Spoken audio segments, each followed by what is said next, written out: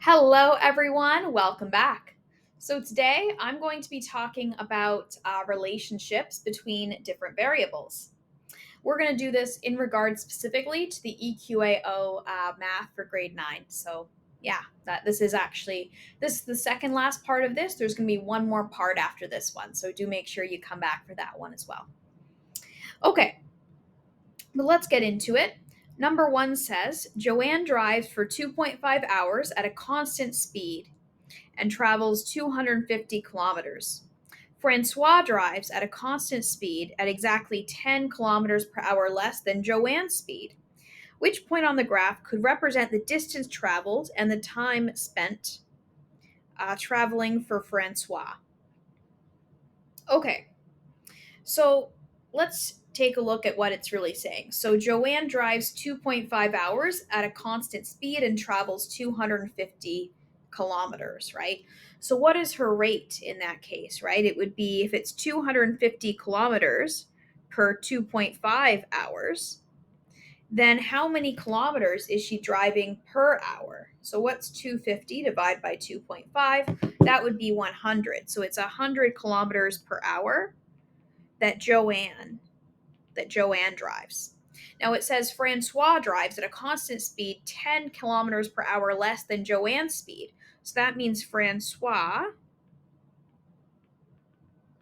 is driving at 90 kilometers per hour. Okay. Which point on the graph below could represent the distance traveled and time spent traveling for Francois? So we basically need the rate of change from 0 to the point to be 90 kilometers per hour because that's his rate. So let's start with W. Would W have a rate of, of 90 kilometers per hour? Well, no, it wouldn't because our rise is 200, our run is 2. 200 over 2 is 100. So W could represent Joanne, right? That's possible. And where she was at 200 meters into kilometers into the trip. But no, they're asking about which point could represent the distance traveled and time spent traveling for Francois. We don't actually know how far Francois traveled, we just know his speed. Okay, how about X? Let's see. Well, rise in this case is 350 over run, which is 3. So 350 divided by 3 is 116. So that's also going to be a no, which makes sense. This is a steeper slope. So that means that this person traveled even faster, right, than the person who's represented by W. And so that's not going to work because we know Francois drove slower than Joanne did. Okay, what about Y? This one would be, let's see, the rise would be 450 over the run, which is 5. So 450 divided by 5 is indeed 90, and so therefore Y is the answer, and that's B. Now let's say for argument's sake we found the slope of Z, we would find that it is 400 over 8, which is 50 kilometers an hour, and that is far too slow. Francois is driving 90 kilometers per hour, not 50.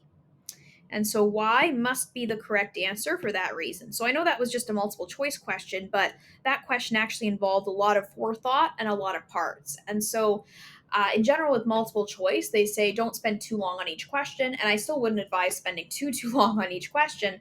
But for EQAO, do keep in mind that some of the multiple choice questions do require a bit more forethought and, a bit more time than sometimes in other subjects, in other cases.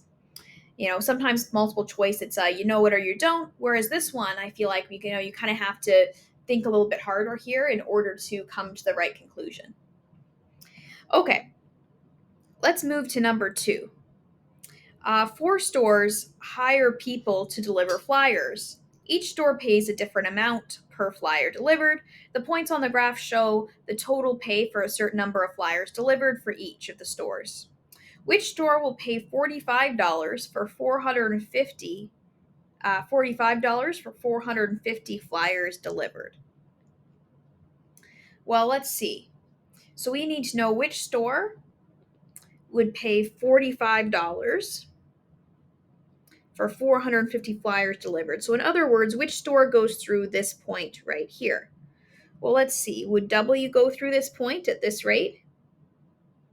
No, W passes it. So no, not store W. What about store X? Well, clearly no. Store X pays far more than that. They're paying, 45. Oh, my apologies. I got this wrong. This point, I think I put it in the wrong place. It's $45 for 450 flyers. So that's here. Okay. So actually, I think store W actually was the correct answer there. My apologies. So actually, store W was the correct answer. Now, definitely can't be store X or Y because store X pays more money for the same. It pays the same money for less flyers delivered, and as for store Y pays less money for the same flyers delivered.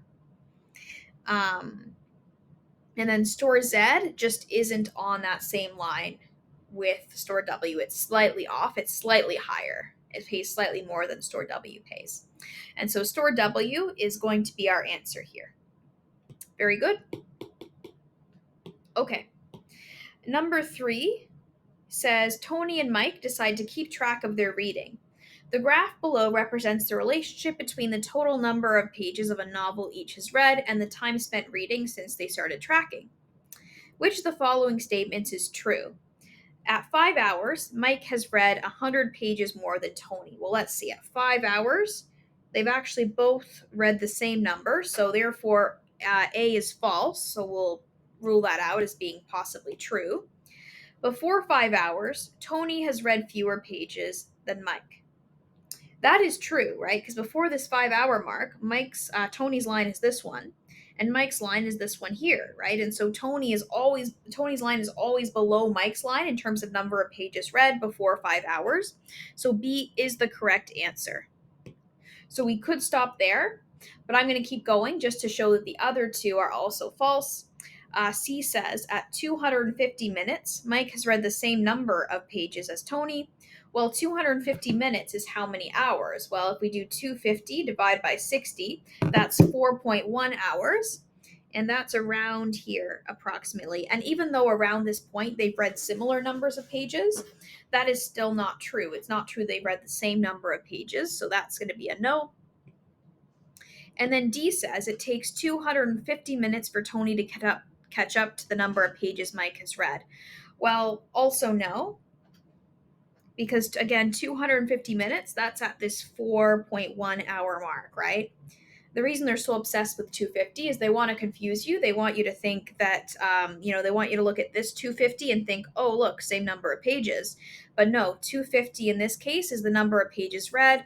In the question, they're referring to 250 minutes. So we know it has to do with the x-axis and not the y-axis.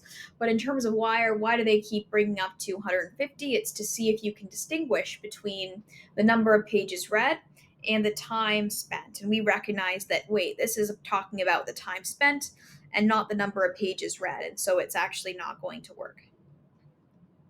Good.